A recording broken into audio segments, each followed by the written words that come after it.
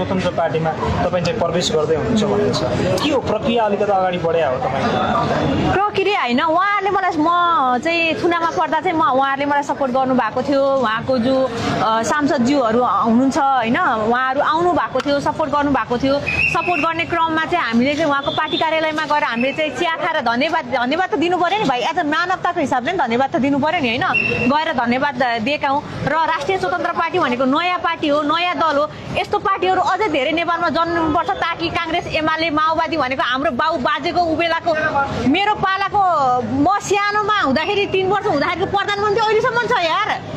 परिवर्तन हुनु परेन देशमा, नयाँ पार्टी आउनु पऱ्यो। जबसम्म नयाँ पार्टी आउँदैन, नयाँ दल आउँदैन देशमा, तब यी पुरानो पार्टीहरू जाँदैन, हट्दैन। यिनीहरूलाई हटाउन भए पनि तपाईँको नयाँ पार्टी चाहिँ जन्मिनुपर्छ। र राष्ट्रिय स्वतन्त्र पार्टी एउटा यस्तो पार्टी हो जसले चाहिँ यो नेतृत्व गरिरहनु भएको छ। उहाँहरूलाई शुभकामना दिन चाहन्छु।